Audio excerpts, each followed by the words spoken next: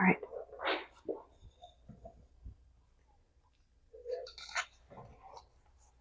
Hi, everyone. This is Rishwa Patel, and I'm today here with your friendly neighborhood mortgage broker, aka Trent Hofsettler, aka my husband. Hey, everyone. I'm Trent, your friendly neighborhood mortgage broker with Empire Financial, here chatting with aka my wife, Rishwa Patel. Well, I'm glad to interview today. Yeah? Yes, it's going to be very fun and exciting. Sweet. I'm looking forward to it. I already have all the questions prepared for you. So, great. Are you ready? I am ready. So I didn't have to bring any questions myself, you're saying? Yes. For the first time, you're going to get interviewed by somebody else and not you, and vice versa. So, wow. That's why I'm sitting on this side. Yes.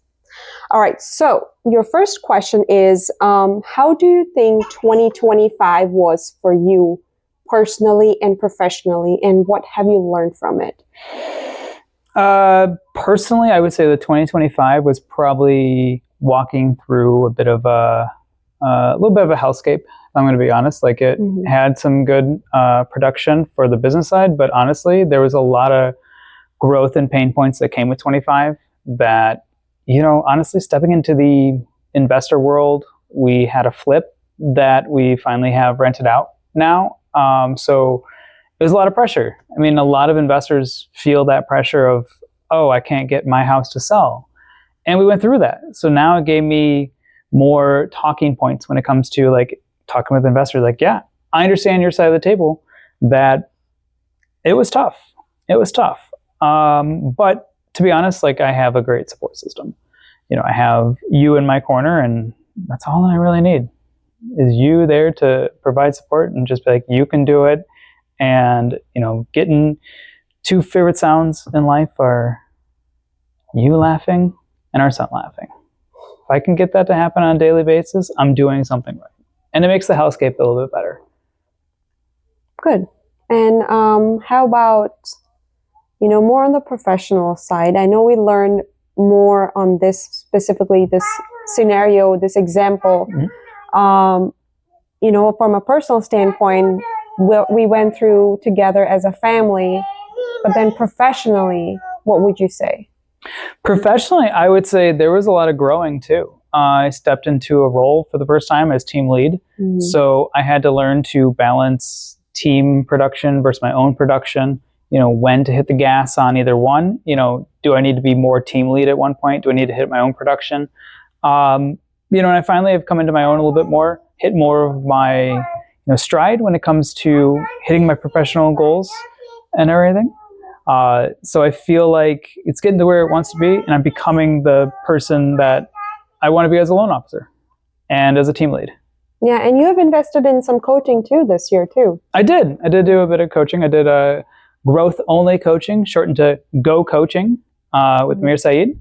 It was good. I had it was part of the growth process. I really think helped out. I had some of what I thought were my strengths ripped apart, and it kind of made me question reality a little bit, but a good coach does that. So let's talk about the profession you are in now. You're a mortgage broker, and you started in 2020 as a loan officer. Before that, you were a loan processor with BMO Harris back in Illinois. So how do you think, what drew you to this profession, becoming a mortgage broker, beyond income? Beyond income. So what I've kind of discovered is I started back a little bit before BMO Harris. I was essentially doing data entry for loan servicing at Wells Fargo, stepped in a little bit bigger role at BMO Harris, still doing loan servicing. And then COVID hits and the world turns upside down. Well, I knew I was liking numbers and all that. And honestly, you pushed me into the idea of like, and I tell people this all the time. People are like, why'd you start mortgages? Well, you see, my wife, we're sitting there working in the same room about 8 feet apart from each other because it's COVID. We could literally turn and touch. And you being super helpful at the time, not, fiance at the time. And you go, hey, aren't you a loan officer?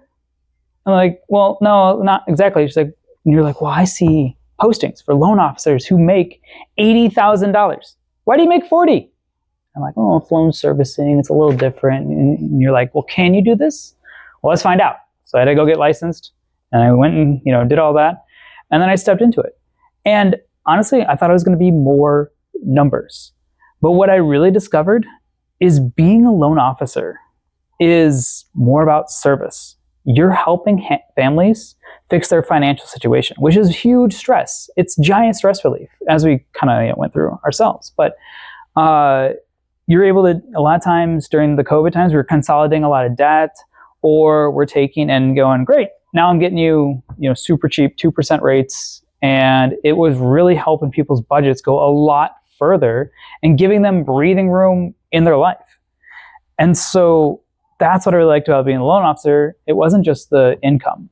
Then, kind of stumbled a little bit, to be honest, when we came out of COVID, and it wasn't just falling from the sky. I didn't know what to do. I was new to turbulent times as a loan officer. So it took me a little bit of time to find my footing at Empire Financial, where being broker means that I have access to a ton more ways to be of service to somebody. I can help a lot more families now. I don't have the, 2 products anymore. I have a lot more that I can help people take and, be self-employed and not have to owe a bunch to the government to fix their taxes. I can take and help people in that regard. I can help people build cash flow with a DSCR loan without looking at taxes either. So I just love being of service and helping people, whether that's getting into a house for the first time or adding their 12th door that's going to bring them more money every month. Yeah, definitely. And not professionally, but personally, I do see you, talking about so many products that you offer to people that, okay, if this doesn't work out, let's see if this works out. If this doesn't work out, let's see this works out. People who don't have income or have bank statements. And, there's so many products, which I feel like when you were at your previous employer, Mutual of Omaha, where you were getting leads and you were just constantly behind the desk and then just working off the leads, and you had 2 products. I did. Yeah, and then you had to turn down so many people at that time because we're like, well, even if, you probably lost so many clients too at that time, but then here, like, you have so many products, and then I think I understand what you're saying when you love helping people with all the types of products you have. That, okay, let's see, how can we help you? We are going to help you. That it's like more determined. Yeah. So exactly, it's more like losing a loan, especially when it's like a purchase and it's like somebody's trying to move to a house. I feel it more than just, oh, I'm missing out on this paycheck. I feel it like, oh crap, it's my job to get this person to a home. It's my job to protect even like the realtor's reputation of like, Trent can do it. They're all being like, don't rent, call Trent.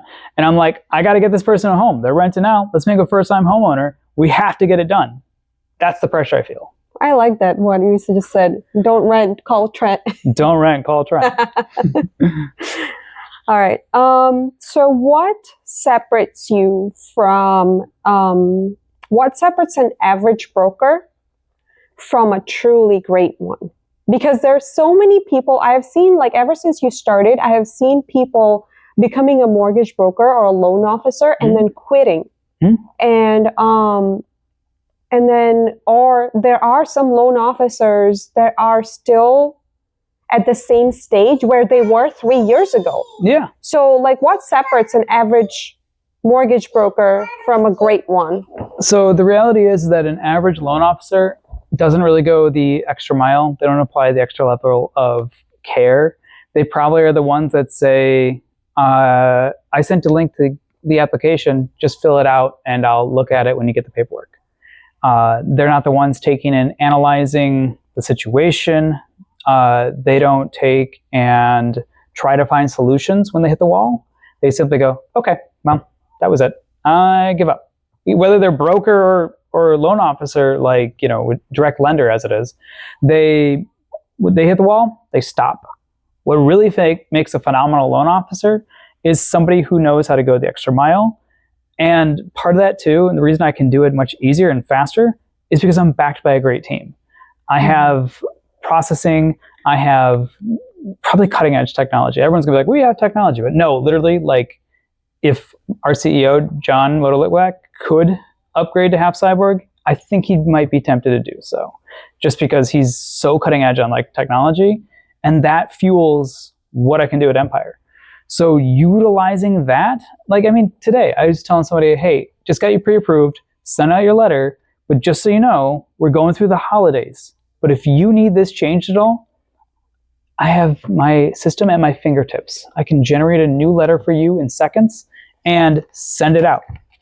Yeah, I remember, like, there are so many times when we're out and you get a call, be like, hey, I need a pre-approval. And they'll be like, you are on your phone, we're doing some activity or something, or a vacation. I'm like, what are you doing? It's like, I'm doing a pre-approval quickly on my phone. I'm like, oh, wow, that's amazing. And then within 15, 20 minutes, you're done and we're back to what we're doing. So it's so great that, I don't remember I have seen you doing that with any of your previous employers with, be able to do a pre-approval from your phone. Yeah, it's a good thing to do the pre-approval on the phone, but really the other side of it too is taking and just getting it done, doing whatever you say you're going to do. If you're saying you're available like nights and weekends, be available. The average loan officer isn't. They'll go, I'll push it to banking hours till Monday at 9 a.m. That's the big difference too.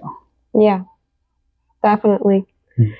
So how do you think, going back to when the transition happened from Mutual of Omaha, where you were getting leads, and it was just a desk job, if you think about it, and you were just constantly getting leads, calling leads, working on the file and things like that, and you didn't have to put an effort. Also, it was during the COVID time too, that you didn't have to go out, make connections, network and, meet people and build, your connection that way.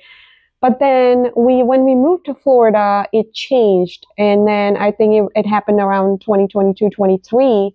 And now it has been a couple of years since you started doing that. And I personally, I feel that you have come a really long way from where you were socially, because to me, I'm like very, social, like a social butterfly. I can just go up and talk to anybody.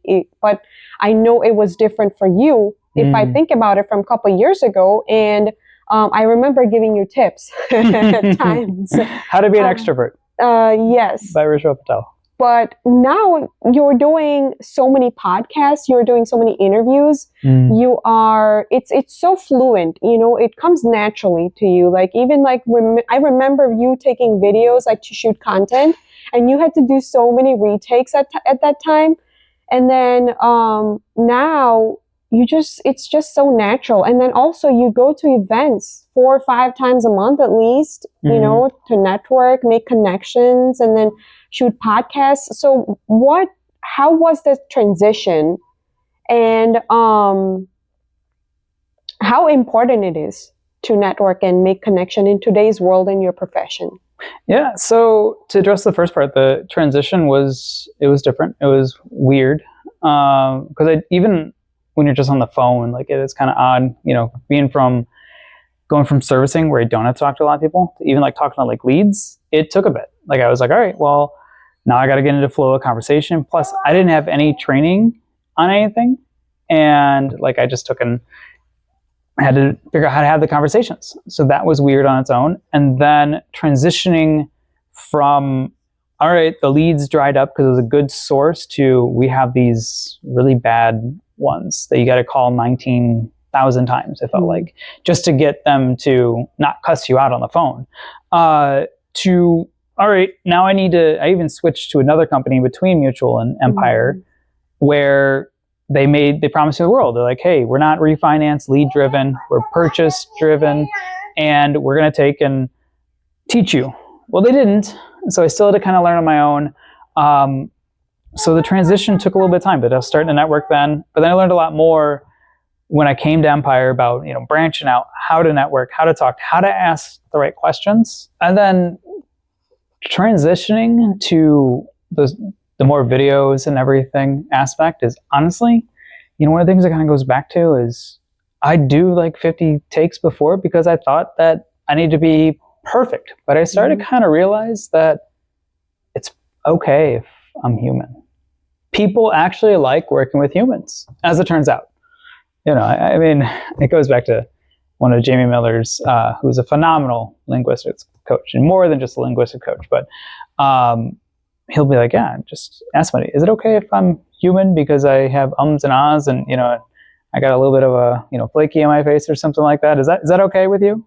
And nobody's gonna be like, no, of course not, which it should reflect in your content. So if I realize that this take had a little bit of a stall in it, I'm going to use it anyway. Because people are like, all right, this isn't perfect. And the more times you do it, it will get closer, but you'll never be 100% perfect. Close enough is good enough. Yeah. And how important it is to network and make connections in today's world with your profession, and then also, if you see the mortgage profession in 5-10 years, like how important do you think is to get more social network with people, make more connection? It's definitely like super important. Like now, people who just hide behind like the desk and just want to be secret agents, secret loan officers, they don't do as well. Like, yes, you can be really great at products, but if you're not in front of people being real, which is going to be like a bigger question mark as we go into the next 5-10 years of business. Like there's already the ability to clone yourself. You can sit there in front of a camera for about however long, 30 minutes to 4 hours with AI, and you can clone yourself. So you can still tell it's AI, but people are going to want to know the human behind things, because otherwise, where's the value? If a computer you just analyze your documents and then just and prints out, here's your loan terms, like there's no value in it, right? So you have to make the connections, you have to be human, you have to provide value. And a lot of times it comes from the interpersonal reactions or interactions of like, that's where the value comes from. Like putting on events, and recently I sponsored a charity event. So it's that personal interaction. So what belief about life or money have you changed your mind about over time? Over time, I think the biggest thing that changed is limitations. Even when I went from a salaried position to making commission, even during COVID, and I got like the bigger checks and everything, and like we were starting to do well, because all loan officers are pretty much doing well. Did you have a pulse, and did you get people to like you a little bit? You could do well, right? So from there, I kind of started to realize that the governor was coming off. There's less limitations on what is possible, but it was really like through reading a lot of different books like Think and Grow Rich that really kind of put me in the right mindset of like, okay, I just have to get myself to believe that I can make this. I deserve this. I instill in myself the feeling of making this amount. And then it just builds from there. That really has kind of changed too. The other side of it was, a little bit of where I start to brand myself now. I'm not going to be the Walmart mortgage broker. I'm available a lot of hours, but I am not going to can't walk in at 2 a.m. and get a pre-approval. So I'm a little more, Whole Foods when it comes to that. A little more selective of what products I actually like to feature, and have a little more restrictive hours, because there's times where it's got to be phone down. I need family time now. Yeah. All right. So my next question is, how do you define freedom at this stage of your life? Freedom is defined by time. Freedom is time. Freedom of time is the biggest one that I want the most of right now. Freedom and location. So I want to be able to take and go where we want and when we want. That is the biggest goal. I mean, we in April went to India and spent a lot of nights still working on the phone, because my job gave me the freedom to work remote, very remote. And, but there will come a time where my goal of freedom is to not have the limitation of being like, I need to make sure I'm closing loans at the time because, all right, this month set us up for this gap and we're good. That's the goal too. Okay. What kind of legacy matters to you personally? The legacy that matters to me personally is probably the man that Arjun will grow into be. Somebody who is self-generating. He is a entrepreneur himself. Whether he takes on the business that we provide and build, or if he takes and does his own thing, just that he knows how to be smart, intuitive, and think for himself and provide for himself without being tied to salary-driven positions that cap your wealth. And to be a good and kind person, most importantly. And to be a good and kind person, yes. All right, so it's going to be a little bit personal now. I've put down different kind of questions. So my next question is, what's one way we have grown stronger together since becoming parents? We've grown stronger together since we've become parents because we've realized that it's you and I raising Arjun. There might be some other opinions. You might hear some things online and we might read something in a book, but it's you and me who have to take care of this little human being, who have to take and care for him, raise him, teach him to be, a nice, kind soul, everything that we want him to be. There isn't anybody else. And the history that I have with my family has shown that they're unreliable to lend any help, and thank goodness that your family is so close that there are times when we're able to lean on them too to help out. But the one thing I would say is that it's just us. It's you and I. It's you and I taking care of and raising him. He's the biggest add to our responsibility since becoming parents. Yeah. All right. So what part of yourself do you think I understand best? And what part do you think I still don't fully see? What do I think that you understand best about me? I think that they're almost one and the same. I think that they're pretty close. I think that you understand that I am a person who will never claim to be a multitasker. So if I'm dialing in on something, I'm in it. If I'm in work mode, I'm going to be focused on that. And if you give me a grocery list, I'll probably go get all the wrong things during that time. Here's what it is that you don't know about me fully yet. I have incredible amounts of ADHD. It feels like at times,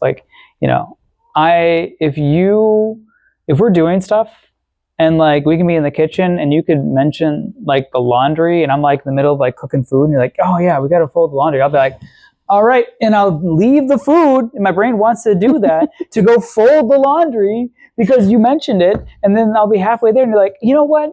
You do need to cut the grass. So I'll stop doing that to take and, go cut think about cutting the grass. I think that there was a clip from Malcolm in the Middle where the dad, he goes to change a light bulb. And then on the way, he realizes that the drawer is loose.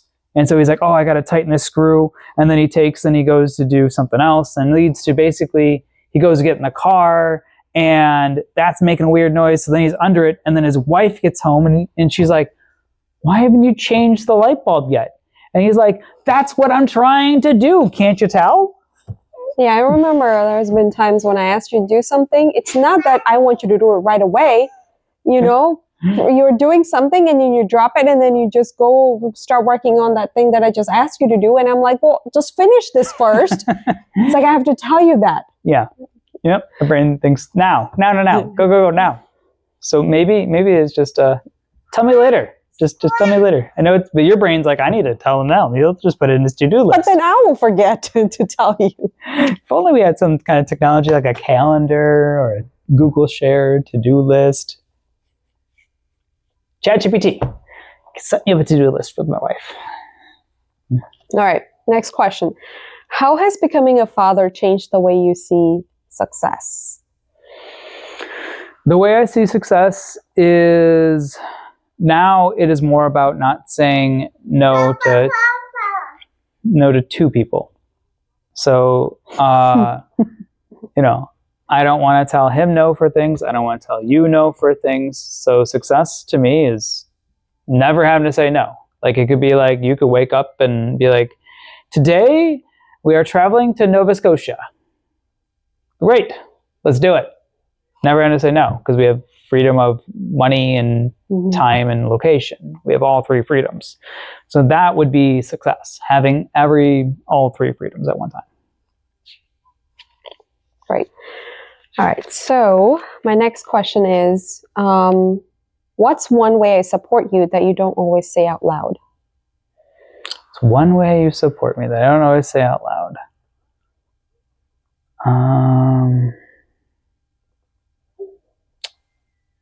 It's the little way that you're always my cheerleader.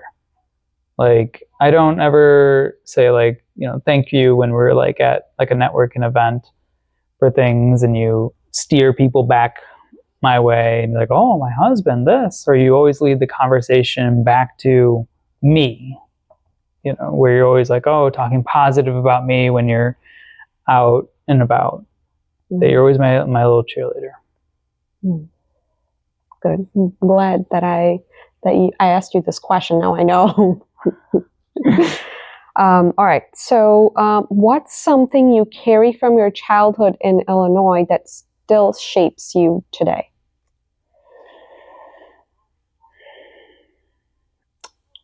I don't know. I think there's less and less.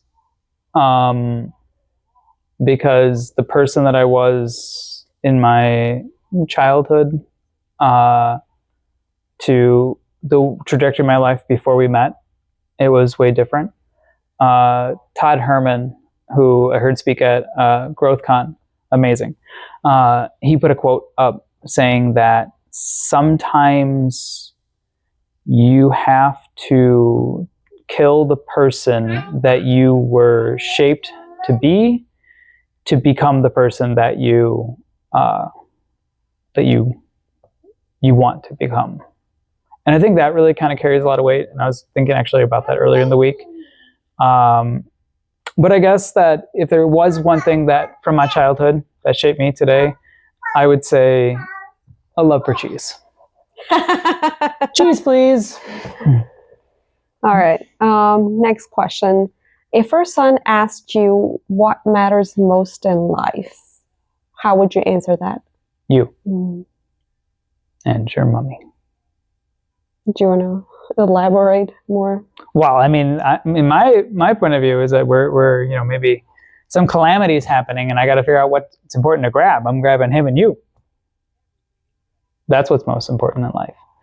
At the end of the day, like, things are just things. Like, you can replace material things. Sometimes you have to work a little harder to replace something. Sometimes you have to know that the home you're living in is just drywall.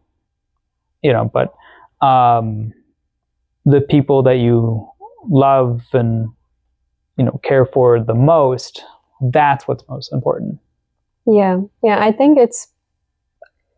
personally feel like it's family and time, and then also family time. You need time for yourselves, and you need family support. And it's very important to have family as your backbone and have that support.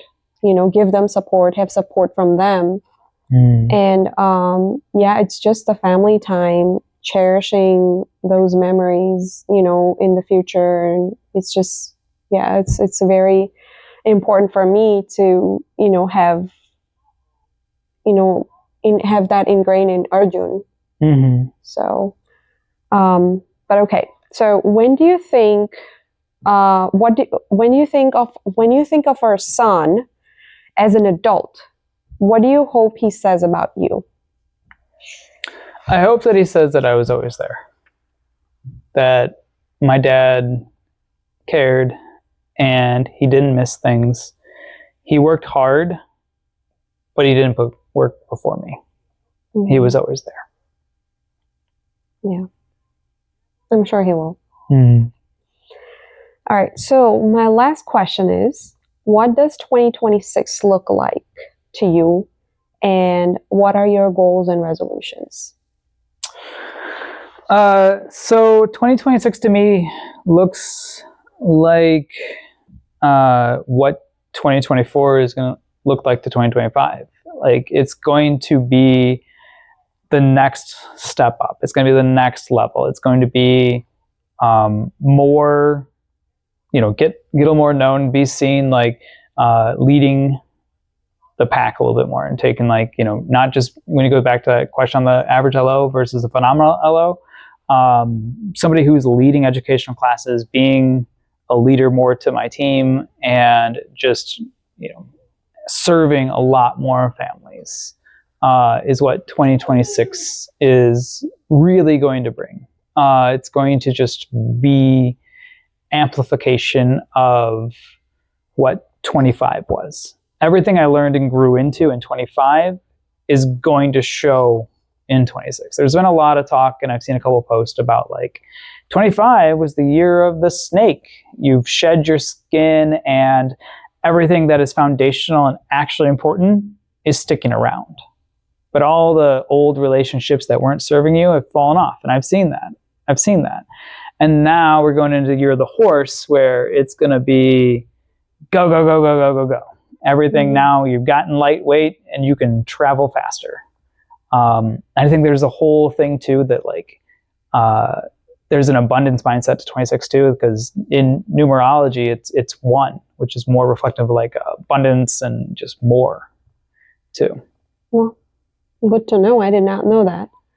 All right. So anything to share with people who are watching this video that what's coming in 2026, like things that are you working on, things that they need to look out for, that's going to be very exciting, that they'll get to learn more, from, or, some kind of service, or what is your agenda for 2026? My agenda for 2026 is, it's always been a goal of the CEO of Empire to be the most seen mortgage company. And it took me a little bit. I had to build my foundation under me. It's taken a little bit for me to realize that I can play a much bigger role in that. And it's going to work a lot for who I want to be as a person, a mortgage broker. There's going to be a lot more networking opportunities out there, and I'm going to be hosting some more, great networking opportunities at the Empire office in particular. Right now we're in the studio, but it's got a great view. It's a great space. Doing a lot more of that. There's going to be a lot more education opportunities, a lot more connection opportunities that I'm going to provide, because I feel like that's the next step too, to be a better connector, helping my referral partners get more. It's all about more referrals. It's going to help protect their reputation too. Awesome. Yeah. I think that's all. I don't have any more questions. I think this was fun. Yeah? We should do this more often. Do you want to do it again? Yes.